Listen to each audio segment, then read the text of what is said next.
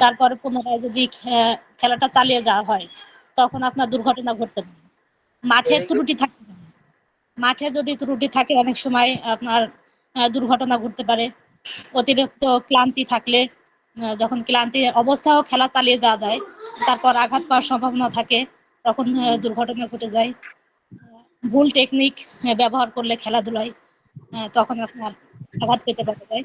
ওকে ওকে, very good, খুবই ভালো বলেছেন।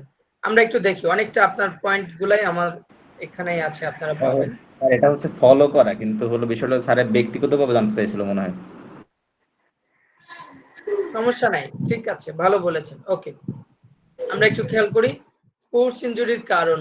Reason for sports injury, number 1 over training, number 2 পর্যাপ্ত ওয়ার্ম আপের অভাব। ওয়ার্ম আপটা কি জিনিস, কেউ কি বলতে পারবেন ওয়ার্ম আপটা কি জিনিস?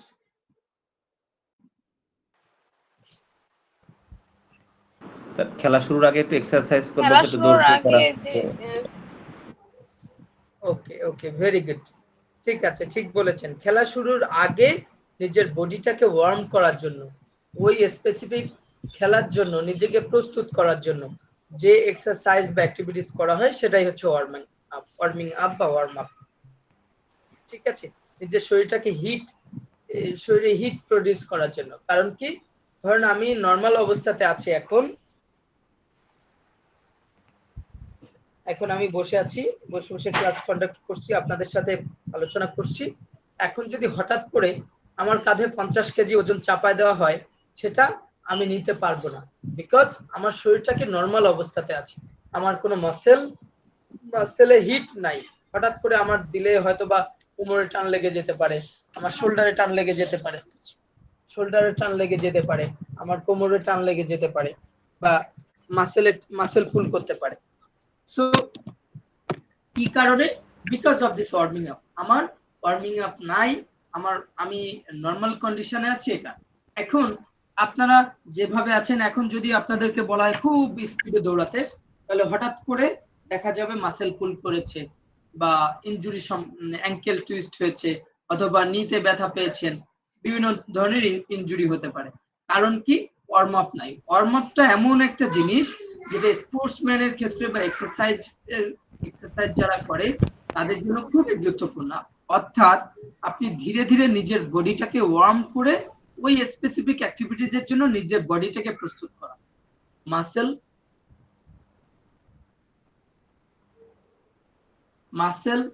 মাসেলের পাশাপাশি আপনার জয়েন্ট গুলাকে ওই কাজের জন্য প্রস্তুত করা। পর্যাপ্ত ওয়ার্ম আপের অভাব। এখন ওয়ার্ম আপ যদি আপনি ঠিকভাবে না করেন, তাহলে কি আপনার মাসেল গুলা কি হবে? প্রস্তুত থাকবে না, জয়েন্ট গুলা প্রস্তুত থাকবে না, যে কারণে ইনজুরির সম্ভাবনা থেকে যাবে। বুঝতে পেরেছেন সবাই? জি স্যার। বুঝছি স্যার।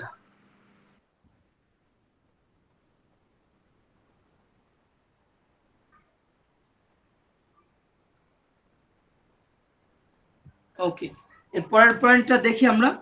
প্রথমটা ছিল ওভার ট্রেনিং। ওভার ট্রেনিংটা আগে পয়েন্টগুলোর নামটা একটু বলি, তারপরে আমরা ব্রিফ করি।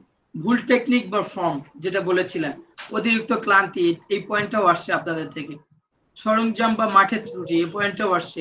বিশ্রামের অভাব, দুর্ঘটনা বা সংঘর্ষ, আবহাওয়ার অবস্থা।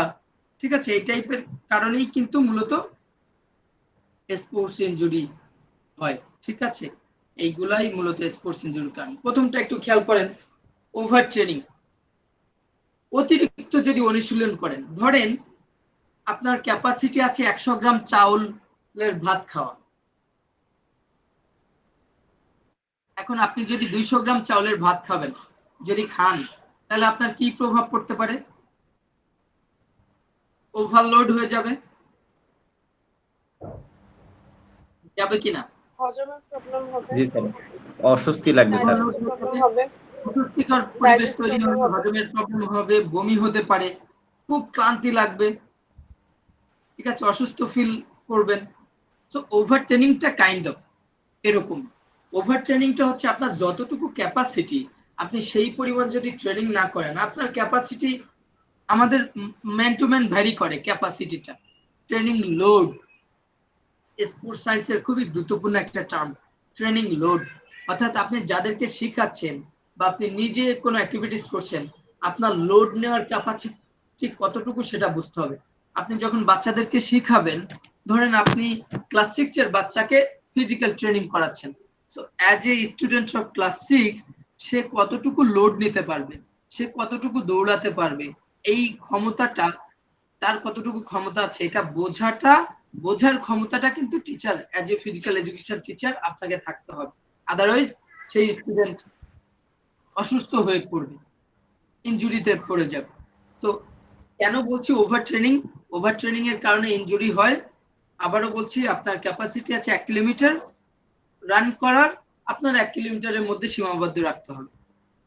ডে বাই ডে আপনি ট্রেনিং করতে করতে আপনার ডিউরেশনটা বাড়বে, রানিং ক্যাপাসিটি বাড়বে, শরীরের কন্ডিশন ডেভেলপ করবে, বিভিন্ন ধরনের অ্যাক্টিভিটিস করতে আরো স্বাচ্ছন্দ্য ফিল করবেন, বেশি বেশি ট্রেনিং করতে পারবেন।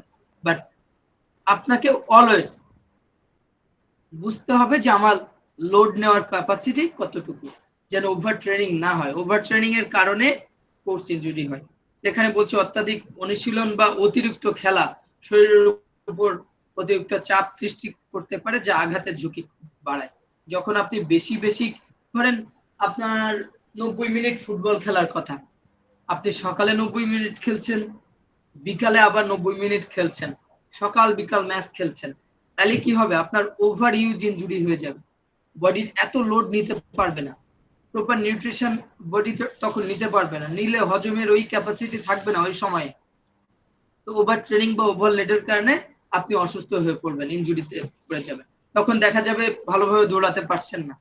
যখন আমরা ক্লান্ত হয়ে যাই, তখন কি খুব মানে স্মুথলি অ্যাক্টিভিটিস করতে পারি, নাকি সব জায়গাতে একটু কোনো না কোনো ল্যাকিংস এর চাপ থেকে যায়, বলেন দেখি।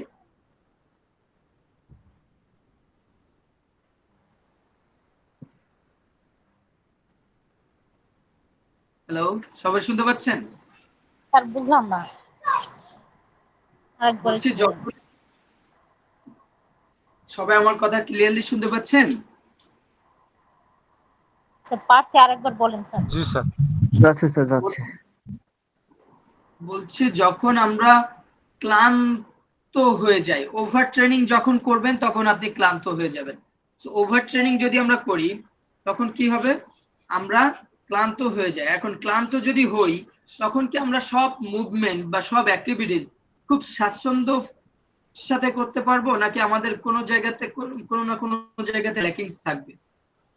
আমাদের ল্যাকিংস থাকবে স্যার। স্যার একটু না যে একটু অনীহা তৈরি হবে, স্যার একটু অনীহা পারবো না, তৈরি হয়। আমরা ক্লান্ত হয়ে যাব এন্ড আমাদের ল্যাকিংস থাকবে।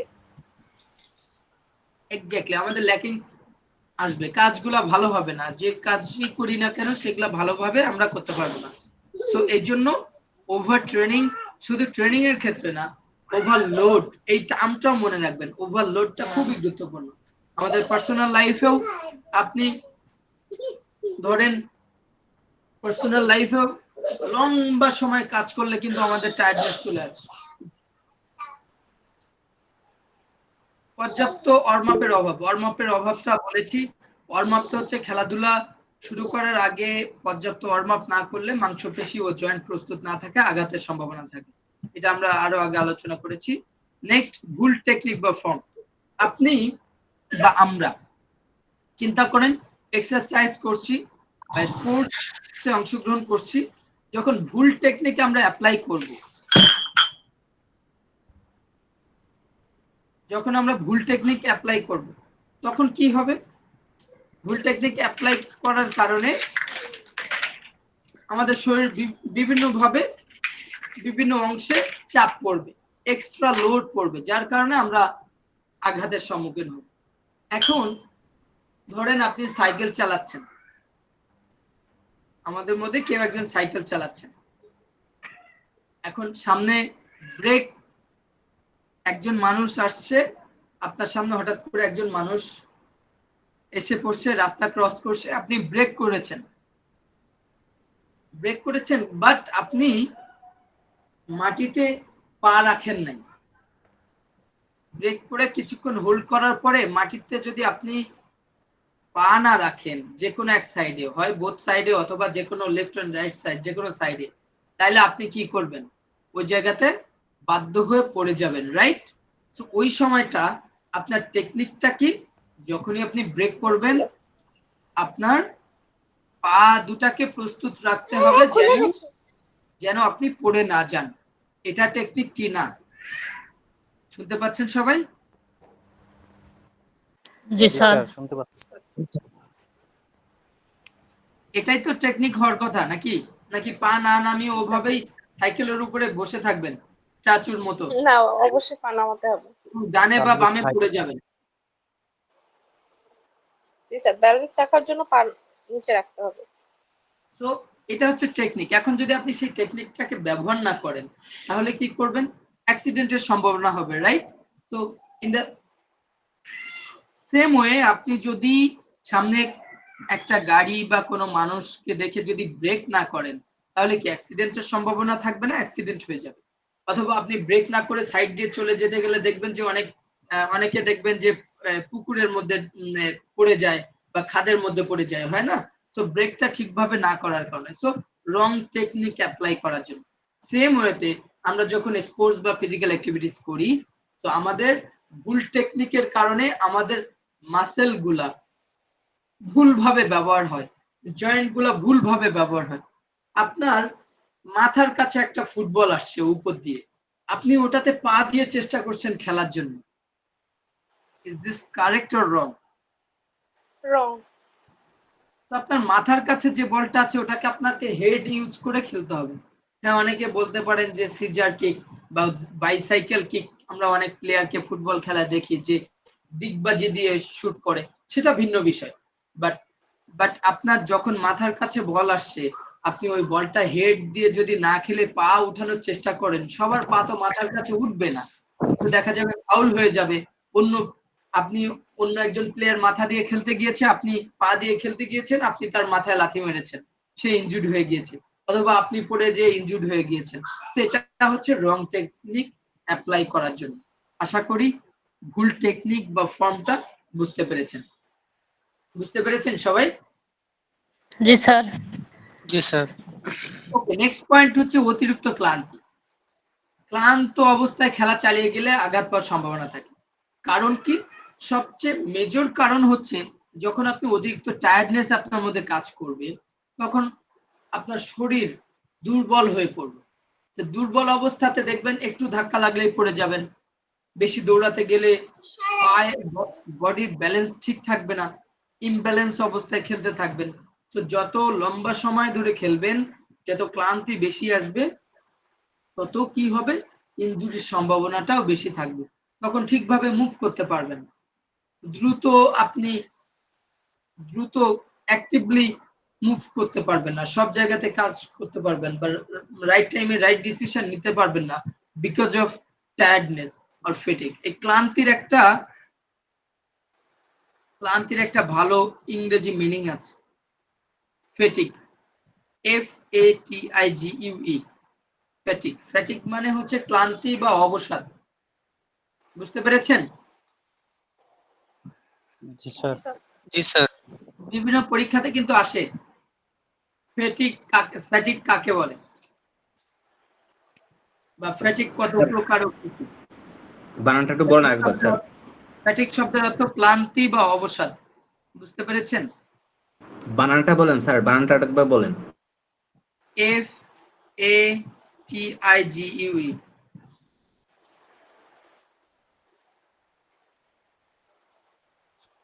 ধন্যবাদ স্যার।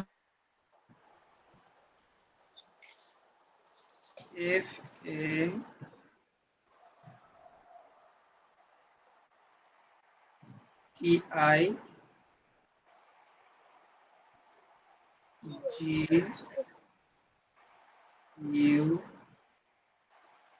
দেখতে পেয়েছেন সবাই? জি স্যার। ওকে, আমার কোন একটা এক্সামে, চাকরির এক্সামে একটা টার্ম আসছিল অবসাদ। তো নরমালি আমাদের যে সিলেবাসটা ছিল ইউনিভার্সিটিতে, আমরা ইংলিশ ভার্সনে পড়ে আসছি। ইংলিশ ভার্সনে পড়ার কারণে বাংলা অনেক টার্ম বুঝতাম না, বাট ইংরেজিটা জানতাম। তো কোনো একটা পরীক্ষায় প্রথমের দিকে, একদম স্টার্টিং এর দিকে, যখন চাকরির প্রস্তুতি শুরু করি বা তার জন্য চেষ্টা করছি, ওই সময় আমার কোন একটা এক্সামে আসছিল খুলনাতে অবসাদ কি অবসাদ, এই এই কোশ্চেনটার অ্যান্সার আমি করতে পারি নাই। তো আমি যারা পরীক্ষার পরে আমি কয়েকজনকে জিজ্ঞাসা করলাম যে অবসাদটা কি, অনেকে অবাক যে আমি অবসাদ জিনিসটা পারি না, মানে খুবই কমন একটা জিনিস। পরে বলল যে অবসাদ মানে ক্লান্তি।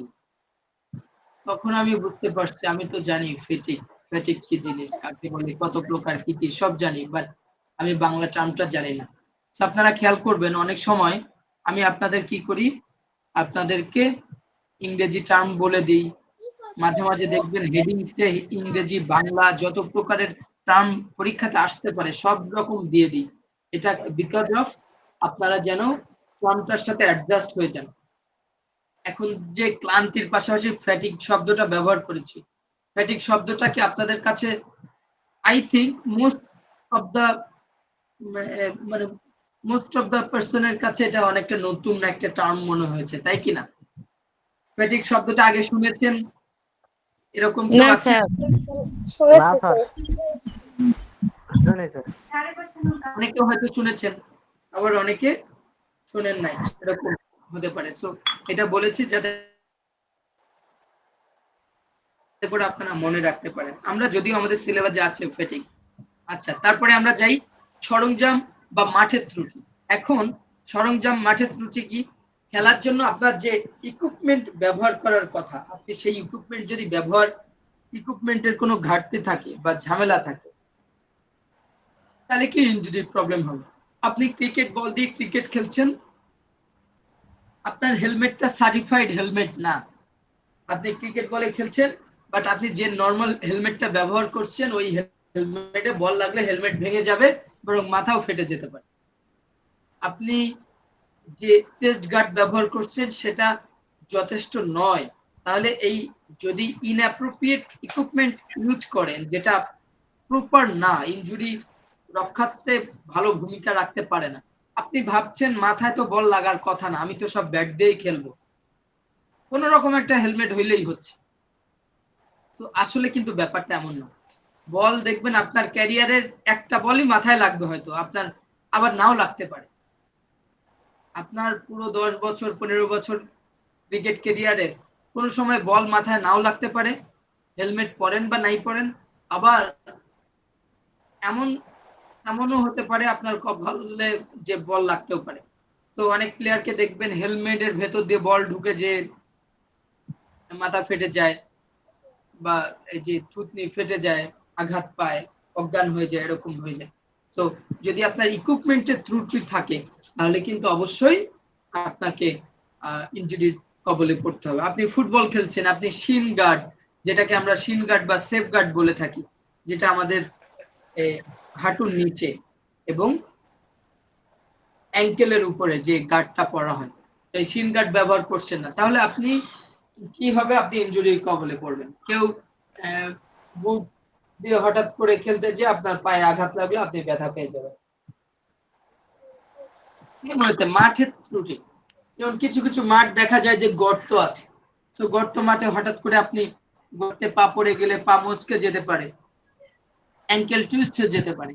ঠিক আছে, আপনি ড্রাইভ দিয়েছেন বাট মাঠে ওই জায়গাতে ঝিল ঝিল খোলা টাইপের, যে ইটের টুকরা, ইটের গুঁড়া আছে, তো দেখা যাবে যে আপনি ইনজুরি হয়ে গিয়েছেন, কেটে গিয়েছেন। তো মাঠের ত্রুটি থাকলেও কিন্তু ইনজুরি হয়। তাহলে সরঞ্জাম এবং মাঠের ত্রুটি, এই পয়েন্টটা কি সবাই ক্লিয়ার হয়েছেন? জি স্যার। না বুঝতে পারেন বলবেন। বিশ্রামের অভাব, যেটা বলছিলাম, আপনি লম্বা সময় ধরে পারফর্ম করছেন, খেলছেন, বাট বিশ্রাম নিচ্ছেন না, তাহলে যেটা হবে আপনি ইনজুরিতে পড়ে যাবেন, আপনি ভালো পারফর্ম করতে পারবেন না। বিশ্রাম না পেলে আমরা কি করি, আমাদের পুনরুদ্ধার প্রক্রিয়াটা বাধাগ্রস্ত হয়।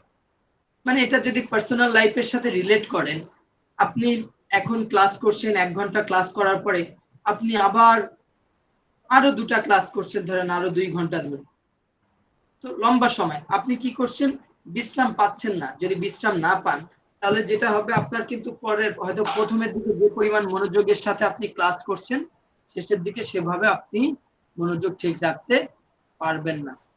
বুঝতে পেরেছেন সবাই? জি স্যার, বিষয়টা আমি রিলেট করতে পারি। আমি সেই 3টা থেকে অনলাইন ক্লাস করতেছি। তাহলে এই সময়ে আপনার জন্য ক্লাসে সশরীরে ফিজিক্যালি মেন্টালি মানে নিজেকে ক্লাসে রাখাটা খুবই ডিফিকাল্ট সবার জন্যই, আমরা জি বুঝি স্যার, এটা। অনেক বেশি ডিফিকাল্ট। লাস্টের দিকে এতটা টায়ার্ড লাগে, যা বলার মতো না। আমাদের যদি কেউ অফিস করেন বা কেউ চাকরি করেন কোথাও, দেখবেন যে লম্বা সময় কাজ করলে খুবই ক্লান্ত ভাব থাকে। মনে হয় যত বেশি সময় ধরে কাজ করবেন, এমনটা ভাবার কিছু নাই যে বেশি সময় ধরে কাজ করলে মনে হয় কাজ বেশি হয়, কাজ ভালো হয়। বেশি সময় ধরে কাজ করলে টাইম টু টাইম প্রোডাক্টিভিটি কমে যায়, কাজ ভালো হয় না। যখন আপনি টায়ার্ড থাকবেন ওই সময় কাজ করলে দেখবেন কাজ ভালো হবে না।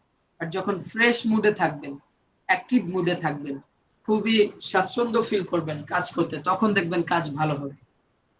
ওকে, জি স্যার, এর জন্য আমি ম্যাক্সিমাম টাইম পড়ার সময় প্রমোডোনো যে একটা টেকনিক আছে না, যে 20-25 মিনিট পড়ার পরে 5 মিনিটের একটা ব্রেক, এইভাবে পড়ি রেগুলার, যাতে মানে ওই টায়ার্ডনেসটা কম কাজ করে। বাট ক্লাসের টাইম তো সেটা হয় না, কিন্তু হ্যাঁ পড়ার এটা সময় এই কাজটা করি। এটা অবশ্য ম্যান টু ম্যান ভ্যারি করতে পারে। মোস্ট অফ দা পিপুলের কাছে এটা এরকমই লম্বা সময় কাজ করাটা আসলে ডিফিকাল্ট হয়ে যায়, কনসেন্ট্রেশন রাখাটা। তো অনেকে আবার লম্বা সময় কাজ করতেও পারে, অনেকে মানুষ ক্ষেত্রে ভিন্ন ভিন্ন হতে পারে। বাট নিজের সুবিধা অনুযায়ী নিজের যেটা ভালো হয় সেভাবে রুটিন গুলা মেক করাই আসলে শ্রেয়। এরপরে খেয়াল করেন দুর্ঘটনা বা সংঘর্ষ। খেলাধুলায় দুর্ঘটনা যেমন পড়ে যাওয়া, অন্য খেলোয়াড়ের সাথে সংঘর্ষ ইনজুরির কারণ হতে পারে। দুর্ঘটনা কিভাবে হতে পারে? খেলার মাঠেও কিন্তু অনেক সময় দুর্ঘটনা হয়ে যায়। সব ধরনের এই যে ইনজুরি, এগুলা দুর্ঘটনার কারণ। দুর্ঘটনার কারণেই কিন্তু এই ইনজুরি গুলা হয়। আপনি আগে একটা উদাহরণ দিয়েছিলাম, মনে আছে কিনা ওই এক্সাম্পলটা, যে একজন প্লেয়ার মাথার কাছের বল, সে মাথা দিয়ে খেলতে গিয়েছে, আপনি পা দিয়ে এমন ভাবে বল মারতে যেয়ে তার মাথায় মেরেছেন, দুর্ঘটনা হয়ে গেল। হতে পারে একজন প্লেয়ার পড়ে গিয়েছে, আপনি তার উপরে মানে ফুটবলের উদাহরণ যদি দিই, বুট পরে যে আমরা ফুটবল খেলি, বুট দিয়ে তার উপরে লাথি দিয়েছেন, আপনি যদি ইলিগাল ভাবে করেন সেটা একটা দুর্ঘটনা। আপনি হেড দিতে গিয়ে আরেকজনের মাথায় হেড করেছেন, এমনটা আমার একবার হয়েছিল একটা ফুটবল ম্যাচে। আমি বলে হেড করছি অপোনেন্ট টিমের ডিফেন্ডার, শুনতে পাচ্ছেন সবাই? জি স্যার। ডিফেন্ডার বলে হেড না করে সে বলে হেড করতে গিয়েছিল অবশ্য, আমি হেড করেছি বলে, বলটা গোল পোস্টে গোলকিপার ধরে ফেলেছে। বাট বাই দিস টাইম ওই একই সময় ওই ডিফেন্ডার বেশ লম্বা হাইটের ছিল, সে হেড করেছিল আমার মাথায়। সো ওই সময় আমার মাথা ফেটে গিয়েছিল। এটা কিন্তু একটা দুর্ঘটনা, আমি উদাহরণস্বরূপ বললাম। ঠিক আছে, এরকমটা হয়েছিল। তো এরকম ক্ষেত্রে দুর্ঘটনা হয়ে যেতে পারে। আবহাওয়ার অবস্থা খারাপ, আবহাওয়া থাকলেও কিন্তু দুর্ঘটনা হতে পারে। যেমন ভিজা মাঠ, খুব পিচ্ছিল টাইপের মাঠে খেলা হচ্ছে, টেম্পারেচার ঠিক নাই, আবহাওয়ার কারণে আপনার খেলাধুলা কিন্তু ঝুঁকিপূর্ণ হয়ে যেতে পারে। আপনি এমন একটা পরিবেশে খেলছেন, প্রচন্ড গরম আর প্রচন্ড রৌদ্রের মধ্যে, সেখানে কিন্তু তাহলে আমরা ধরে নিব আবহাওয়া ঠিক নাই। এই আবহাওয়ায় খেলাটা অসুস্থতার কারণ হয়ে যেতে পারে, দুর্ঘটনার কারণ হয়ে যেতে পারে। অতিরিক্ত কড়া রোদ, মানে হাই টেম্পারেচারে যদি খেলতে থাকেন, দেখবেন খুব অল্প সময়ে ক্লান্তি চলে আসবে, অবস্থা খুবই কায়েল হয়ে যাবে, অনেক ক্লান্ত, অনেক কাজ করবে, কনসেন্ট্রেশন ঠিক থাকবে না, ইনজুর্ড হয়ে যাবেন অনেক ক্লান্তির কারণে। আবার সেম ওয়েতে খেলা হচ্ছে, বৃষ্টি হচ্ছে, বজ্রপাত হচ্ছে, ওই সময় কি আবহাওয়া ঠিক আছে খেলার জন্য? ফুটবল খেলছেন ধরেন, মাঠে বৃষ্টির দিনে বজ্রপাত হচ্ছে, সেটা কিন্তু রিস্কি টাইম। এই সময়ও দুর্ঘটনা হয়ে যেতে পারে। মাঠে পানি আছে, কাদা আছে, যে যার মতো ড্রাইভ করছে, কেউ কার উপর পড়ছে দেখা যাচ্ছে না, এরকম ভাবেও কিন্তু অনেক মানুষ ইনজুর্ড হয়ে যেতে পারে। সো ইনজুরির কারণগুলা কি সবাই বুঝতে পেরেছেন? Reason for sports injury, G sir, বুঝছি স্যার। জি স্যার। আশা করি আপনারা বুঝতে পেরেছেন। বুঝতে পেরেছি স্যার। ওকে, এই কারণগুলো এড়ানোর জন্য সঠিক অনুশীলন, পর্যাপ্ত বিশ্রাম ও সঠিক সুরক্ষার ব্যবস্থা জরুরি। আপনি যদি এই কারণগুলা, এই যে ইনজুরির কারণ, এগুলা থেকে বেঁচে থাকতে চান, তাহলে আপনাকে ওই অনুযায়ী প্ল্যান করতে হবে, অনুশীলন ঠিকভাবে করতে হবে। You have to take rest properly. Well, protective equipment, আপনাকে protective equipment ব্যবহার করতে হবে। যে খেলায় protective equipment আমরা ব্যবহার, তো এই কাজগুলো করাটা খুবই জরুরি। এখন আমরা মোস্ট কমন স্পোর্টস ইনজুরি করি। কি কি স্পোর্টস ইনজুরি হয়ে থাকে? খেলাধুলায় বিভিন্ন ধরনের স্পোর্টস ইনজুরি হয়। আপনারা যারা খেলাধুলা করেছেন বা যারা করেননি তারপরেও খেলাধুলা দেখেন বা বুঝেন, তারা বুঝতে পারবেন। যদি কেউ না বুঝেন জানাবেন, আমি আরো বুঝিয়ে দেওয়ার চেষ্টা করব। মোস্ট কমন স্পোর্টস ইনজুরি, খুবই কমন কিছু স্পোর্টস ইনজুরি আছে। সাধারণ কিছু স্পোর্টস ইনজুরি আমরা যেটা সাধারণত লক্ষ্য করি স্পোর্টসে, দেখেন মাংসপেশির টান, মাসেল স্ট্রেন বা মাসেল পুল, যেটা বলছিলাম দৌড়াতে গিয়েছেন হঠাৎ করে মাসেলের টান লেগে স্যার গিয়েছে। জি, আজকে কাজ করার সময় এটা আমার হয়েছিল। বুঝতে পারি নাই। আজকে কাজ করার সময় মাংসপেশির টানটা আমার হয়েছিল।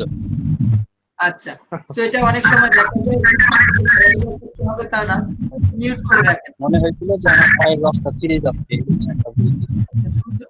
সুজন কুমার পাটা শুনতে সোজা পাচ্ছেন? করতে আপনার ওখান থেকে সাউন্ড আসছে, একটু মিউট করে রাখেন সুজন কুমার। ওকে, অনেক সময় দেখা যায় শুধু খেলাধুলার ক্ষেত্রে যে মাসেল টান লাগে তা না, আপনি লম্বা সময় ধরে বসে আছেন, হঠাৎ করে এমন ভাবে মুভ করলেন পিঠের কাছে পিঠের কাছে বা কাঁধের মাসেল পুল করতে পারে, টান লেগে যেতে পারে। মাংসপেশির অতিরিক্ত প্রসারিত হওয়া বা টান লাগার কারণে ঘটে, অর্থাৎ আপনার মাসেল যতটুকু এক্সটেনশন হয়, আপনি আপনার কাছে একটা রাবার যদি দিই, আপনাদের কাছে রাবারটা এমন টান দিলেন জোরে যে ছিঁড়ে গেল, কারণ কি ওটা যতটুকু সহ্য করার ক্ষমতা ছিল, টানটা যত লম্বা হওয়ার কথা ছিল তার চেয়ে বেশি জোরে টান দিয়েছেন। তো আমাদের মাসেলগুলো পুল করে এই কারণে, তার যে এক্সটেনশনের যে ক্ষমতা, এই ক্ষমতা যখনই অতিক্রম করে তখনই এই মাসেলগুলা পুল করে। ঠিক আছে স্যার, আজকে আমার দুইটা বার মাংসপেশিতে টান লাগছিল। একটা হচ্ছে কাজ করার সময় ভারী ভারী বস্তুটা উঠানোর সময়, আরেকবার রাত্রিতে হয়েছিল, সেটা হচ্ছে ঘুমন্ত অবস্থায়, ওই পায়ের মধ্যে মাংসপেশি হাঁটুর নিচে। অনেক সময় দুইবার ঘুমান্ত অবস্থা হয়, অনেক সময় আমরা ঘুমের মধ্যে বুঝতে পারি না, অনেক সময় ইলিগাল মুভমেন্ট হয়। মাসেলগুলা মূলত নরমাল কন্ডিশনে যখন মাসেল পুল করে, ধরেন আপনি কোনো কাজ করছেন না, নরমাল ভাবেই আছেন, বাট হঠাৎ করে এমন একটা মুভ করছেন যেটা আপনার মাসেল টান লেগেছে, তো ওই মাসেলটা কিন্তু রিল্যাক্সেশনে ছিল, রেস্টে ছিল।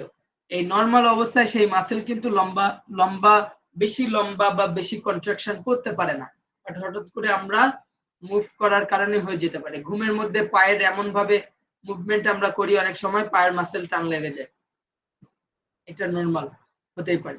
সো সাধারণত পিঠ, কাঁধ বা পায়ের মাংসপেশিতে এটি দেখা যায়, মাসেল পুলটা বা মাসেল স্ট্রেইন, অ্যাঙ্কেল স্ট্রেইন। এটি পায়ের গোড়ালি, অ্যাঙ্কেল হচ্ছে গোড়ালি, বুঝতে পেরেছেন? গোড়ালির লিগামেন্টের আঘাতের ফলে ঘটে, দ্রুত গতিতে দৌড়ানোর সময় বা লাফানোর সময় পা মচকালে যেটা হয়। অ্যাঙ্কেল স্প্রেনটা এক্স্যাক্টলি বলা হয়, আমরা যেটাকে বলি না পা মচকে গিয়েছে। কোনো আপনি হাঁটছেন, হঠাৎ করে এমন এক জায়গায় পা পড়লো যেটা আপনার অ্যাঙ্কেলটা ঘুরে গিয়েছে, হঠাৎ করে ব্যথা পেয়েছেন। ঘুরে যাওয়া মানেই যে ওখান থেকে আলাদা হয়ে যাওয়া, বিষয়টা এমন না, এমন ভাবে পাটা মচকে গিয়েছে, অর্থাৎ প্রপার ওয়েতে পাটা জায়গা মতো পড়ে নাই, যার কারণে অ্যাঙ্কেলে ব্যথা পেয়েছেন। এটা পা মচকানো যেটাকে আমরা বলি, এটা হচ্ছে অ্যাঙ্কেল স্প্রেন বা অ্যাঙ্কেল টুইস্টও বলতে পারেন। ঠিক আছে, খেলতে যে আপনি জাম্প করেছেন, ল্যান্ডিং এর সময় পাটা ঠিকভাবে পড়ে নাই, ইনজুর্ড হয়ে যেতে পারে, অ্যাঙ্কেল স্প্রেন হতে পারে। দ্রুত দৌড়াচ্ছেন, পায়ের ল্যান্ডিংটা ঠিক মতো হয় নাই, কেটস এর মধ্যে জায়গা ফাঁকা আছে, যে জুতা পরেছে জুতাটা অনেক লুজ, ঠিক মতো ল্যান্ডিং করতে পারেন নাই, পাটা ঠিক মতো পড়ছে না, সো অ্যাঙ্কেল স্প্রেন হয়ে যেতে পারে। নি ইনজুরি, হাঁটুতে নানা ধরনের আঘাত হতে পারে, যেমন ACL, interior cruciate ligament. ACL এক ধরনের আমাদের লিগামেন্ট যেটা হাঁটুতে থাকে। মিনিসকাস টেয়ার, তারপরে প্যাটেলার টেন্ডিনাইটিস, এই টাইপের কিছু ইনজুরি হয়ে থাকে হাঁটুতে। নি ইনজুরির মধ্যে এগুলা পড়ে। অনেকের লিগামেন্টের সমস্যা হয়, অনেকে দেখবেন হাঁটু ঘুরে যায়, ব্যথা পেয়েছে এমন ভাবে অসুস্থ হয়ে গিয়েছে হাঁটু ঘুরে যায়। সো হাঁটু ঘুরে যাওয়া তার মানে তার লিগামেন্টের সমস্যা। বুঝতে পেরেছেন? জি স্যার, এই বুঝতে পেরেছি। নি ইনজুরি হয়ে যেতে পারে। গলফার্স এলবো বা টেনিস এলবো, গলফার্স এলবো বা টেনিস এলবো যেটা বলা হয়, আমাদের যে এলবো মানে কি বলেন তো? কনুই স্যার, কনুই কনুই কনুই স্যার, কনুই। এলবো হচ্ছে কনুই, ঠিক আছে। রিস্ট হচ্ছে কবজি। ও আচ্ছা, সেখানে রিস্ট হচ্ছে কবজি। এখানে দুটাই ব্যবহার, মানে দুটা গলফার্স এলবো বা টেনিস এলবো বলতে দুটাকেই ব্যবহার করা হয়েছে একসাথে, রিস্ট এবং কবজি। সরি, রিস্ট হচ্ছে কবজি আর এলবো হচ্ছে কনুই। তো এই দুই জয়েন্টটার ইনজুরি বেশিরভাগ ক্ষেত্রে হয় যারা গলফ খেলে যারা, বা টেনিস প্লেয়ার তাদেরকে, কারণ তাদের কবজির ব্যবহারটা বেশি হয়। তাদের এই আপনার কনুই থেকে কবজি পর্যন্ত এই যে অংশটার ব্যবহারটা সবচেয়ে বেশি হয়, যে কারণে অতিরিক্ত ব্যবহারের ফলে তাদের এই কনুইয়ে ইনজুর হতে পারে, এলবোতে ইনজুর হয়ে যেতে, সরি কবজিতে ইনজুর হয়ে যেতে পারে, রিস্ট। সো এই কারণেই এটাকে বলা হয় গলফার্স এলবো আর টেনিস এলবো। গলফার্সটা অ্যাকচুয়ালি বলার কারণ হচ্ছে কারণ এই ইনজুরিটা সবচেয়ে বেশি হয় গলফারদের, যারা গলফ খেলে তাদের, যে কারণে। বুঝতে পেরেছেন? হ্যালো, জি স্যার, জি বুঝতে স্যার, পেরেছি। বুঝতে পারছি। শিন স্প্লেন্ট হচ্ছে শিন স্প্লেন্ট বলতে কি, আমাদের পায়ের পেছনের ব্যথা অনুভব হয় সাধারণত নতুন ভাবে দৌড়ানো শুরু করলে বা পায়ের উপর একটু মিউট করে রাখেন। হ্যালো হাসিব স্যার পিডিএফটা তো দেখা যায় না।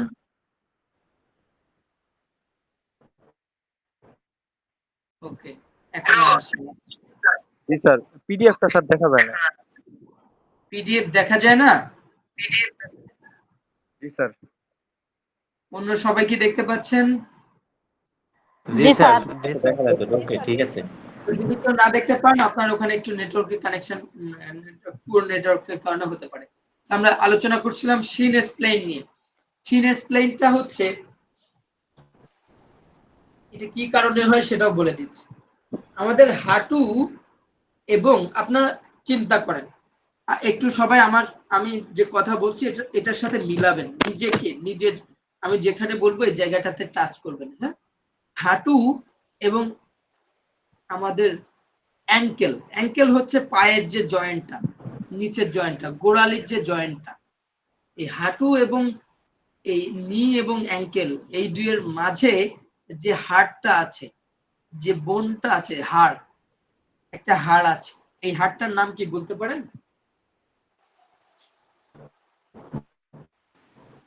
না স্যার। আচ্ছা, এই যে হাড়টা আছে, এই হাড়ের দেখবেন নিচের সাইডে মাসেল থাকে আর উপরের সাইডে হাড়, তাই না? জি স্যার। উপরের সাইডে কি থাকে?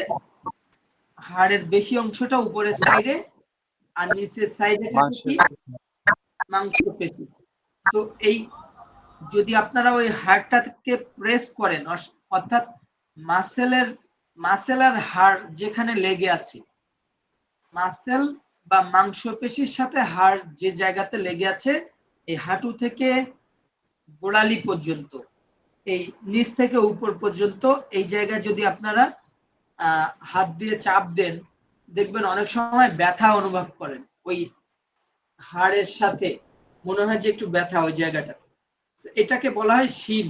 আরো সহজ ভাষায় যদি বলি, যারা ফুটবল খেলা দেখেছেন, শিন গার্ডটা যেখানে ব্যবহার করা হয়, সেফ গার্ড বা শিন গার্ড, ফুটবলের পায়ের প্রোটেকশনের জন্য শিন গার্ড ব্যবহার করা হয়, জানেন তো? জি জি স্যার। স্যার। এই শিন গার্ডটা যেখানে ব্যবহার করা হয়, যেখানে রাখা হয়, ওই বোনটার নাম হচ্ছে শিন বোন। সেই শিন বনেও পেইন হয়, বেশ কয়েকটা কারণে হতে পারে। আপনি হার্ড সারফেসে দৌড়াচ্ছেন, তখন এই ব্যথা হতে পারে। হতে পারে আপনার জুতার সমস্যা, অর্থাৎ ভালো জুতা ব্যবহার করছেন না, এ কারণেও এটা হয়ে যেতে পারে। অথবা অতিরিক্ত দৌড়ানোর কারণেও এই শিন স্প্লেন্ট হতে পারে। তো তা শিন ভালোভাবে ম্যাচিং হয় না সেই কারণে। ভালোভাবে ইয়ের সাথে ম্যাচিং হয় নাই সেই কারণে হতে পারে। আবার বলেন, বুঝতে পারিনি। ওইটা ব্যবহারের এটা ভালো হয় নাই সেই কারণে হতে পারে সেটা বলছি। বুঝতে পেরেছি। So, এই অতিরিক্ত যখন চাপ পড়ে তখন এটা এই ঘটে, এটা ঘটতে পারে। ফ্র্যাকচারটা কি? ভেঙে যাওয়া, হঠাৎ আঘাতের কারণে যদি ভেঙে যায়, এই টাইপেরই কিন্তু হয়। হঠাৎ করে দুজন প্লেয়ারের মধ্যে আঘাত লাগলো, ভেঙে যেতে পারে, ফ্র্যাকচার হয়ে যেতে পারে। হাড় ভেঙে যাওয়া, কোনো জায়গাতে ফেটে যাওয়া, হাড় ফেটে যাওয়া বা হাড় ভেঙে যাওয়া। কনকাশন খুবই গুরুত্বপূর্ণ একটা পয়েন্ট। কনকাশনটা অনেক জায়গাতে অনেকে এটা এই স্পোর্টস ইনজুরির মধ্যে একটা কঠিন টার্ম হিসেবে ব্যবহার করা হয়, অর্থাৎ এটা সবাই মনে রাখতে পারে না। কনকাশনটা হচ্ছে মাথায় হঠাৎ করে আঘাত লাগার ফলে যে আমাদের মস্তিষ্কেও কিন্তু আঘাত লাগে। আপনার যেখানে আঘাত লাগুক না কেন, আমাদের ব্রেন তো ওইভাবেই সিগন্যাল দেয়, রাইট? সো হঠাৎ করে জি স্যার। আপনারা এরকম কখনো দেখেছেন কাউকে যে হঠাৎ করে আঘাত লাগার কারণে অজ্ঞান হয়ে গিয়েছে, বা কিছু সময়ের জন্য সে কিছুই বলতে পারছে না, বা ওই সিচুয়েশনটাকেই ভুলে গিয়েছে? এরকম হয় কিনা জি আপনাদের স্যার, সাথে? দেখতে পাইছি স্যার। জি স্যার হয়। আমার দাঁতের সাথে দাঁত লেগে গেছিল এরকম ভাবে, কিছুক্ষণ সময় এরকম পানি হয়। ঢালার পরে আবার। হ্যাঁ, এটাই হচ্ছে কনকাশন। একটু খেয়াল করেন, মাথায় আঘাত পাওয়ার ফলে মস্তিষ্কে আঘাত লাগা, যা অনেক ধরনের খেলাধুলা, বিশেষ করে যেখানে শারীরিক সংঘর্ষ হয় দেখা যায়। খেলতে গিয়েছেন, হঠাৎ করে দেখবেন ওই প্লেয়ারটা, সেন্সলেস হওয়ার পসিবিলিটি থাকে। হ্যাঁ এটা কনকাশনের অন্তর্ভুক্ত, সেন্সলেস হয়ে যায়। সেন্সলেস হয়ে যায় প্লেয়ারটাকে, ধরেন নাক দিয়ে রক্ত পড়ছে, হঠাৎ করে আঘাত লেগেছে, সে হঠাৎ করে সেন্সলেস হয়ে গিয়েছে, বা মাথায় আঘাত লাগার কারণে সে কিছু সিচুয়েশনটাই বুঝতে পারছে না, কিছুক্ষণের জন্য ওই স্মৃতি ভুলে গিয়েছে যে কি হবে, কি মানে মানুষকে চিনতেও পারে না, এরকম সিচুয়েশনও হয়। এই টাইপের যে প্রবলেম গুলা, এই টাইপের যে আঘাতের ফলে যেটা হয়, এটাকে কনকাশন। এই যে আঘাত, কমন স্পোর্টস ইনজুরি, এইগুলা এড়ানোর জন্য কি করতে হবে? সঠিকভাবে একই জিনিস, ওয়ার্ম আপ, কুল ডাউন। কুল ডাউনটা কি? কুল ডাউন এই টার্মটার সাথে পরিচিত সবাই। ওয়ার্ম আপ করে যেমন খেলাধুলার জন্য প্রস্তুতি নিতে হয়, খেলাধুলার শেষে আবার জি নিজেকে স্যার। পূর্বের অবস্থানে ফিরিয়ে নিয়ে আসার জন্য কুল ডাউন কুল করতে ডাউন। হয়। অর্থাৎ আপনি আপনার খেলাধুলা করলে তো শরীর হিট থাকে, শরীরটাকে আবার আস্তে আস্তে একটু হালকা টানের মাধ্যমে, হালকা স্ট্রেচিং এর মাধ্যমে নিজেকে, নিজের শরীরটাকে আগের জায়গায় পুনরায় শুরুতে ফিরিয়ে নিয়ে আসার জন্য আমরা কুল ডাউন করি, রিল্যাক্সেশন। সঠিক ফর্ম ও টেকনিক অনুসরণ এবং প্রয়োজনীয় সুরক্ষা সরঞ্জাম ব্যবহার করা গুরুত্বপূর্ণ। আশা করি মোস্ট কমন ইনজুরিজ গুলাও আপনারা বুঝতে পেরেছেন। স্পোর্টস ইনজুরির প্রিভেনশন বা প্রতিরোধ। প্রিভেনশন কিভাবে করা যায়, কারণ কিভাবে কাজ করলে আপনার ইনজুরি হবে না। প্রিভেনশন এবং এই যে প্রতিরোধ এবং প্রতিকার, এই দুটার মধ্যে পার্থক্য আছে কি? প্রতিরোধ এবং প্রতিকার, আমরা প্রতিকারটা পরে আসছি, প্রতিরোধটা আগে একটু দেখি। তো স্পোর্টস ইনজুরি কিভাবে আপনি প্রিভেন্ট করতে পারেন বা প্রতিরোধ করতে পারেন, কিছু গুরুত্বপূর্ণ ধাপ মেনটেন করা যেতে পারে, যেগুলো আমরা প্রত্যেকটা কোশ্চেনের শেষের অংশটুকু কিন্তু, এটা কিন্তু প্রতিকার, এই সরি এটা প্রতিরোধ, প্রত্যেকটা কোশ্চেনের শেষে দিয়েছি কিভাবে এটা আপনি প্রতিরোধ করতে পারেন। প্রতিরোধ করতে গেলে আপনাকে কি করতে হবে? সঠিক সরঞ্জাম, উপযুক্ত গিয়ার বা প্রপার ইকুইপমেন্ট ইউজ করতে হবে, সঠিক টেকনিক অ্যাপ্লাই করতে হবে, ফিজিক্যালি আপনাকে প্রস্তুত থাকতে হবে, ফিটনেস ধরে রাখতে হবে। ওয়ার্ম আপ এবং কুল ডাউন, এই উষ্ণ আপ বলতে ওয়ার্ম আপ বলা হচ্ছে। ওয়ার্ম আপ এবং কুল ডাউন ঠিক মতো করতে হবে, প্রপার রেস্ট নিতে হবে, সেফ থাকতে হবে, সঠিক পুষ্টি আপনাকে গ্রহণ করতে হবে। ঠিকমতো খাবার যদি না খেয়ে খেলাধুলায় অংশগ্রহণ করেন তাহলে ইনজুরি হয়ে যাবে। চিকিৎসা পরামর্শ, যদি কোনো আঘাত বা ব্যথা থাকে সেই ক্ষেত্রে আপনাকে ওইভাবে ডিরেক্ট খেলাধুলায় অংশগ্রহণ করা যাবে না, চিকিৎসকের পরামর্শ নিতে হবে। চিকিৎসা প্রপার ট্রিটমেন্ট নেওয়ার পরে আপনাকে আবার খেলাধুলায় ফিরে আসতে হবে। এগুলো হচ্ছে প্রতিরোধ, আপনি কিভাবে ইনজুরি থেকে বেঁচে থাকতে পারেন, প্রিভেন্ট করতে পারেন ইনজুরি থেকে, এটাই হচ্ছে প্রতিরোধ। তাহলে বুঝতে পেরেছেন যে কাজগুলো করলে ইনজুরির সম্ভাবনাটা খুবই কমে যায়, আর নাই থাকে ইনজুরির সম্ভাবনাটা থাকেই না বললেই চলে, এরকম যে কাজ, যে অ্যাক্টিভিটিস, সেগুলাই হচ্ছে প্রতিরোধ। বুঝতে পেরেছেন সবাই? জি স্যার। আর প্রতিকারটা হচ্ছে যখন আপনার ইনজুরি হবে তখন আপনি কিভাবে আসলে ডিল করবেন, সেটা হচ্ছে প্রতিকার। প্রতিকার আর প্রতিরোধের মধ্যে পার্থক্য বুঝতে পেরেছেন? Yes sir. প্রতিরোধ হচ্ছে আপনি ইনজুরি থেকে বেঁচে থাকার জন্য কি কি করবেন, কি কি পদক্ষেপ নেবেন, সেটা হচ্ছে প্রতিরোধ। আগে থেকে আপনি প্রিপেয়ার, যে আমাকে এটা করতে হবে, এভাবে যেতে হবে, এভাবে যেতে হবে, তাহলে আমি ইনজুরি হওয়ার সম্ভাবনা আমার কম থাকে। এটা হচ্ছে প্রতিরোধ। আমি ফুটবল খেলছি, তাহলে আমাকে জুতা পরতে হবে, শিন গার্ড পরতে হবে, ঠিক আছে, গোলকিপার হলে গ্লাভস পরতে হবে। ক্রিকেট খেলছি, আমাকে প্রপার ইকুইপমেন্ট পরতে হবে, প্রপার ইকুইপমেন্ট যদি আমি না পরি আমার ইনজুরি হয়ে যেতে পারে। এই যে খেলার প্রস্তুতি জন্য, খেলাতে ইনজুরি থেকে বেঁচে থাকার জন্য যে প্রপার ইকুইপমেন্টস, সঠিক টেকনিক, ফিজিক্যালি ফিট বা এই টাইপের যতগুলো পয়েন্ট আছে, ওয়ার্ম আপ, কুল ডাউন, হ্যাঁ, রেস্ট, খাবারের যে পুষ্টির উপাদানের কথা বলা হচ্ছে। আপনার খেলা আছে বিকালে 4টার সময়, আপনি 3:30টার সময় কাচ্চি বিরিয়ানি খাইলেন, হবে?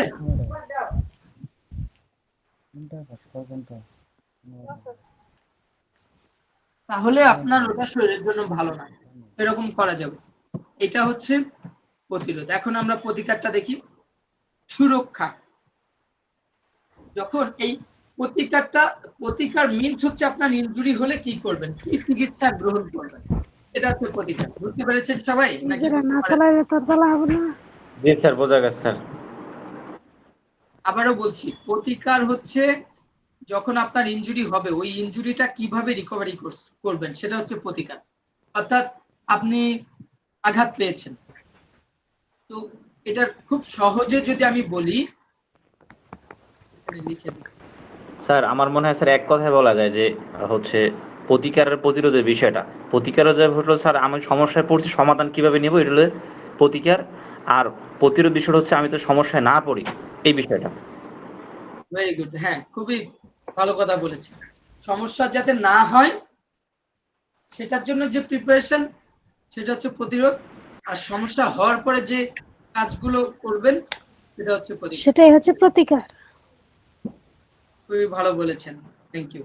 খেয়াল করেন, আমরা সংক্ষেপে যদি ইংরেজিতে লিখি, ই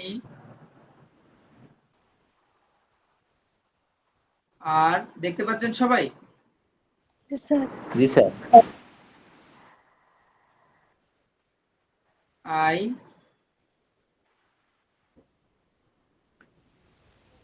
ই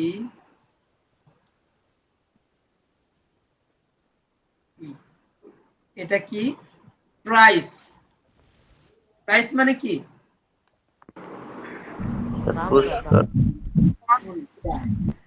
এই টার্মটা মনে রাখবেন, এই টার্মটা মনে রাখবেন, প্রাইস। স্পোর্টস ইনজুরি, যে কোনো স্পোর্টস ইনজুরি প্রিভেনশনের জন্য এই ট্রিটমেন্টটা জরুরি। কি? Price treatment. যে কোনো স্পোর্টস ইনজুরি, আপনার যে টাইপের স্পোর্টস ইনজুরি হোক না কেন, আপনি যদি ইনজুরি থেকে নিজেকে প্রতিকার করতে চান, নিজেকে ইনজুরি থেকে রিকভারি করতে চান, সেই ক্ষেত্রে আপনাকে কি করতে হবে? প্রাইস ট্রিটমেন্ট নিতে হবে। প্রাইস পি ফর কি? প্রোটেকশন। প্রোটেকশন হচ্ছে সুরক্ষা। ই ফর প্রোটেকশন বা সুরক্ষা। সঠিক সুরক্ষা সরঞ্জাম, হেলমেট, প্যাড, গ্লাভস ইত্যাদি পরিধান করা উচিত যা আপনার খেলার জন্য নির্ধারিত। ধরেন আপনার ইনজুরি হয়েছে, সেই সময়ে প্রোটেকশন কি হতে পারে? আপনি ব্যথা পেয়েছেন, দেখবেন ক্রিকেটাররা ক্রিকেট খেলার সময় হাতে অনেকগুলা টেপ পেঁচায় রাখে, কেন বলেন তো? কারণ কি ওদের ওই জায়গাগুলো আঘাত পাওয়া, তো ওইটাই হচ্ছে তার জি জন্য স্যার। prevention, এই প্রোটেকশন। বুঝতে পেরেছেন? জি আপনি মাথা ফেটে গিয়েছে, ওখানে ব্যান্ডেজ করে রাখা, এটা হচ্ছে ওই জায়গার জন্য প্রোটেকশন। ক্লিয়ার কিনা? আপনার জি হাত স্যার। কেটে গিয়েছে, ওই জায়গাটাতে ব্যান্ডেজ করে রাখা, ওই ব্যান্ডেজটাই ওই জায়গার জন্য কি প্রোটেকশন কিনা? জি জি স্যার। স্যার। তো প্রোটেকশন। তো খেলাধুলার সময়ে ওই যে টাইপের প্রোটেকশন নেওয়া দরকার এগুলা নিতে হবে। ইভেন ইনজুরি যদি হয়, ইনজুরির জন্য যে প্রোটেকশন, ওই ইনজুরি অনুযায়ী আপনাকে প্রোটেকশন নিতে হবে। আরো যদি অন্য ইনজুরি দিয়ে এক্সাম্পল দিই, ধরেন আপনার হাত ভেঙে গিয়েছে, তাহলে কি করতে হবে? আমাদের হাত, কারো যদি হাত ভেঙে যায়, ওই জায়গাটা দেখবেন সোজা করে প্লাস্টার করে দেয়, রাইট? প্লাস্টার করে দিয়ে ওটা ঝুলিয়ে দেয়, যাতে করে ওই জায়গাটা সেফ থাকে। এটা হচ্ছে ওই ইনজুরির জন্য। বুঝতে পেরেছেন? জি। হ্যালো, সবাই কি শুনতে পাচ্ছেন নাকি সবাই টায়ার্ড হয়ে গিয়েছে? জি স্যার, জি স্যার, বুঝতে পারছি।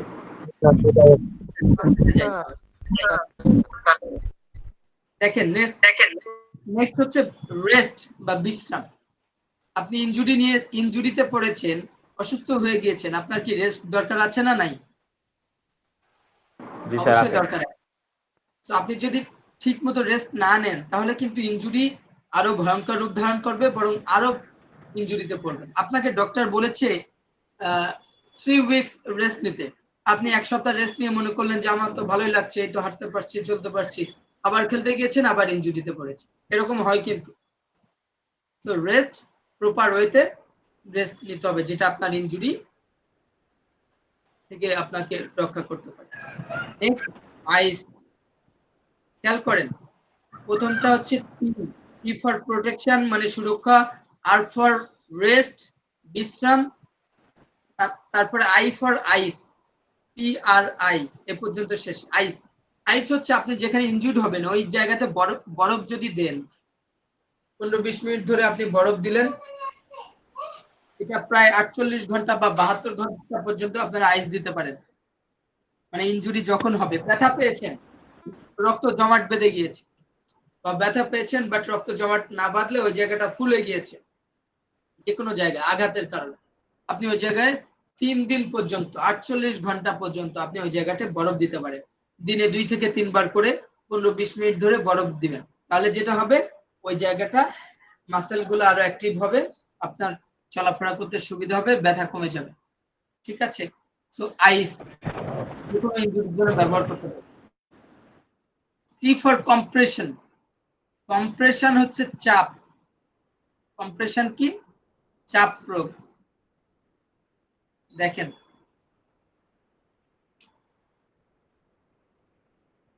যখন আপনারা কাউকে দেখেছেন যে পায়ের গোড়ালিতে বা কোথাও ব্যথা লাগার কারণে ব্যান্ডেজ জড়ায়, ব্যান্ডেজ এক ধরনের ক্রেপ ব্যান্ডেজ পাওয়া যায়, যেটা রাবার টাইপের, ওই ব্যান্ডেজটা জড়াইলে ওই খোলা জায়গাগুলো কি হয়, খোলা ভাবটা কমে যায়, এটা চাপের কারণে। বুঝতে পেরেছেন? জি স্যার। ইলাস্টিক ব্যান্ডেজ বা স্লিপ ব্যবহার করে ইনজুরির স্থানে চাপ প্রয়োগ করলে ফোলাভাব কমতে সাহায্য করে। আমরা অনেক সময় দেখা যায় এই গোড়ালিতে যদি আমাদের ইনজুরি হয় বা ফুলে যায়, আমরা সাপোর্ট নেওয়ার জন্য অ্যাঙ্কলেট ইউজ করি, তাই না?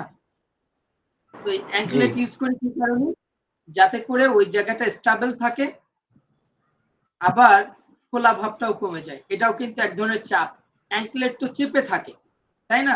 অনেক সময় হাঁটুতে ফুলে গেলে বা হাঁটু ব্যথা করলে, হাঁটুতে শক্তি যদি কমে যায় বা আমরা যদি বেশি প্রেশার ফিল হয়, হাঁটুতে সাপোর্ট নেওয়ার জন্য আমরা নি সাপোর্ট বা নি ক্যাপ ইউজ করি, তাই না? সেটা কিন্তু এই কম্প্রেশন প্রয়োগ করে। তো এই সি ফর কম্প্রেশন, চাপ, বুঝতে পেরেছেন আশা করি। এলিভেশন, এলিভেশন হচ্ছে উচ্চতা। ইনজুরির স্থান থেকে মানে আপনার নর্মাল কন্ডিশন থেকে একটু উঁচু রাখতে, হার্টের দিকে রাখতে। কিভাবে? ধরেন আপনার নাক দিয়ে রক্ত পড়ছে, তাইলে আপনার নাক দিয়ে যদি রক্ত পড়ে তখন আপনাকে সঠিক উচ্চতাটা মেনটেন করতে হবে। আপনাকে যদি কেউ শোয়ায় রাখে, আপনি যদি শুয়ে থাকেন, তাহলে কি রক্ত পড়া বন্ধ হয়ে যাবে? জি না, বেশি পড়তে রক্ত পড়া পারে। নিশ্চয়ই বন্ধ হবে। এলিভেশনটা এই ক্ষেত্রে খুবই গুরুত্বপূর্ণ ভূমিকা পালন করবে। আপনাকে কি করতে হবে? যার যে ভিকটিমের, যে রোগীর নাক দিয়ে রক্ত পড়ছে, তাকে একটু হালকা পেছনের দিকে হালকা কাত করে রাখতে হবে, শুয়ে রাখা যাবে না। শুয়ে রাখলে কি হবে? রক্তটা নাকের মধ্যে রক্ত জমাট বেঁধে যাবে। তাকে বসিয়ে রাখতে হবে এবং নিচের দিকে ঝুঁকে রাখা যাবে না। তাহলে যেটা হবে, মাথা নিচু করে যদি ঝুঁকে থাকে নিচের দিকে, বেশি বেশি রক্ত ব্লিডিং হতে থাকে, বেশি রক্ত পড়বে। তাকে যেটা করতে হবে, পেছনের দিকে হালকা হেলে রাখতে হবে, পেছনের দিকে হেলান দিয়ে রাখতে হবে, যাতে করে তার রক্তটা জমাট না বেঁধে যায়, উপরের দিকে না উঠে যায়, অর্থাৎ নাকের ভেতরে না চলে যায়, আবার নিচের দিকে খুব বেশি না পড়ে। এরপরে ওই নাকের ওই জায়গাটাকে চেপে ধরতে হবে, যাতে করে ওই জায়গার ব্লাডটা বন্ধ হয়ে যায় যেখান দিয়ে রক্ত পড়ছে। এই জন্য এলিভেশন। যখন কারোর আঘাত লাগে হাতে, এর আগে এক্সাম্পল দিচ্ছিলাম যে হাতে যখন আঘাত লাগে ওই জায়গাটা বেঁধে ওই উপরের দিকে দেখবেন, উপরের দিকে বেঁধে দেয়, নিচের দিকে ঝুলিয়ে রাখে না। কিন্তু ঝুলে রাখলে কি হয়, ওই জায়গাটা জয়েন্টটা ঠিক মতো আগের মতো জোড়া লেগে যায়, জয়েন্টটা আরো ডিসলোকেট টাইপ হয়ে যায়, ডিস্টেন্স বেড়ে যায়, যে কারণে বুকের কাছে নিয়ে এসে ঝুলিয়ে দেয়, যাতে করে ওই জায়গাটা মুভমেন্টও কম হয় এবং সেফ থাকে। উচ্চতাটা, এলিভেশনটা খুবই গুরুত্বপূর্ণ। এইটা হচ্ছে মেন 5টা পয়েন্ট ইনজুরি ম্যানেজমেন্টের: protection, rest, ice, compression and elevation. সবাই কি বুঝতে পেরেছেন এই 5টা পয়েন্ট? জি স্যার। যদি ইনজুরি থেকে বাঁচতে চান, এই পয়েন্টগুলো খুবই গুরুত্বপূর্ণ। ঠিক আছে, এরপরে এক্সট্রা কিছু দিয়েছি, দেখেন ফিজিওথেরাপি। পুনরুদ্ধারের, ইনজুরি থেকে, যখন ইনজুরি হয়, ইনজুরি থেকে পুনর্বাসনের জন্য ফিজিওথেরাপি কার্যকর হতে পারে। একজন ফিজিওথেরাপিস্ট ইনজুরি অনুযায়ী ব্যায়াম বা থেরাপি পরামর্শ দিতে পারে। আপনার ইনজুরি কোন কন্ডিশনে আছে, আবার ধীরে ধীরে ইনজুরি থেকে ফিরে আসার জন্য ফিজিওথেরাপিস্টের সাহায্য নেওয়া যেতে পারে। ধীরে ধীরে কার্যক্রমে ফিরে আসা কিভাবে? ইনজুরি শেষের দিকে আস্তে আস্তে অ্যাক্টিভ হয়ে ইনজুরিটাকে স্বাভাবিক অবস্থায় নিয়ে আসা, অর্থাৎ শরীরের কার্যক্রম ফিরে আসা এবং ইনজুরি পুনরাবৃত্তি এড়াতে ধীরে ধীরে অনুশীলনের মাত্রা বাড়ানো, যাতে করে প্র্যাকটিসের মাধ্যমে আবার ইনজুরি থেকে ফিরে আসা যায়। দেন হচ্ছে ডাক্তারি পরামর্শ। ইনজুরি গুরুতর হলে ডাক্তারের পরামর্শ বা দীর্ঘস্থায়ী হলে চিকিৎসকের পরামর্শ নেওয়া উচিত। সেক্ষেত্রে সার্জারি প্রয়োজন হতে পারে। অনেক সময় দেখা যায় অনেকের লিগামেন্টের সমস্যা, সার্জারি দরকার। অনেকের এমন ভাবে পা ভেঙে গিয়েছে, সার্জারি দরকার। সেই টাইপের পরামর্শ কিন্তু ডাক্তারের কাছ থেকে নেওয়া যেতে পারে। এই পদ্ধতিগুলো অনুসরণ করলে স্পোর্টস ইনজুরি থেকে দ্রুত সেরে ওঠা সম্ভব। তবে প্রতিটি ইনজুরি আলাদা, এর সঠিক চিকিৎসার জন্য ডাক্তার বা বিশেষজ্ঞের পরামর্শ গ্রহণ করা গুরুত্বপূর্ণ। সবাই বুঝতে পেরেছেন আজকের টপিকগুলা? জি স্যার। জি আমরা স্যার, কি বুঝতে পেরেছি, করেছি? আলহামদুলিল্লাহ।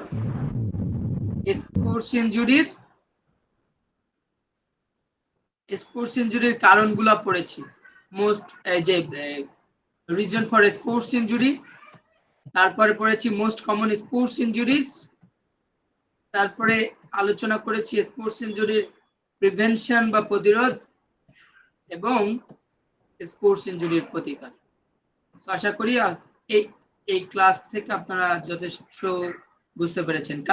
কেউ বুঝতে পারেন না এমন কোনো কিছু আছে বা কারো কোনো কোশ্চেন আছে আজকের টপিকের? না স্যার, বুঝতে পারছি। হাসিব শিকদার, আপনার কথা আসছে না, একটু জোরে বলতে হবে। স্যার স্যার হ্যালো জি বলেন। স্যার, আমাদের ওই যে প্র্যাকটিক্যালের নাম্বারটা কিভাবে হবে, বা আমরা এটা কিভাবে পরীক্ষা দিব, বা এরকম কিছু বলতেন। প্র্যাকটিক্যালটা সেন্টারে একটা প্র্যাকটিক্যাল এক্সাম হবে, সেন্টারে প্র্যাকটিক্যাল এক্সামে পারফর্ম করতে হবে আপনাদেরকে, প্রত্যেককে ইন্ডিভিজুয়ালি পারফর্ম করতে হবে। তো ওখানে আপনাদের ফার্স্ট সেমিস্টারে যতগুলা গেম আছে, এই গেমের পাশাপাশি যে অ্যাক্টিভিটিস গুলো আছে, যে যে সাবজেক্টের প্র্যাকটিক্যাল আছে সিলেবাস অনুযায়ী সেই সাবজেক্টের প্র্যাকটিক্যাল ওখানে হবে। অনেক সময় দেখা যায় প্র্যাকটিক্যাল ক্লাসে একটু প্র্যাকটিক্যালের আগে একটা রিটেন এক্সামও হয় ওই প্র্যাকটিক্যাল রিলেটেড, সো ওই পরীক্ষাতে অ্যাটেন্ড করতে হবে। বুঝতে পেরেছেন? কত মার্কস প্র্যাকটিক্যাল? সিলেবাসে ডিটেল দেওয়া আছে, এক এক সাবজেক্টে এক এক রকম মার্ক আছে। তো যদি এটা ঠিক করেন, আমরা পরবর্তী ক্লাসে আপনাদের প্র্যাকটিক্যালের বিষয়গুলো দেখাবো। ঠিক আছে, আপাতত প্র্যাকটিক্যাল নিয়ে আলোচনা করবেন না। যে গেমগুলো আছে তাহলে এগুলোর নিয়ম কানুনগুলো একটু আমরা তো আলোচনা করছি, তাহলে এগুলোর নিয়ম কানুনগুলো আরো আমরা জানার চেষ্টা করব। আব্দুস সবুর কিছু বলতে চাচ্ছেন? ঠিক আছে স্যার, ধন্যবাদ। জি স্যার, আমাদের প্র্যাকটিক্যাল ক্লাস কি 2 সেমিস্টারে দুইবার যেতে হবে নাকি একবারই শেষ দেওয়া হবে? বুঝি নাই, আবার বলেন। প্রথম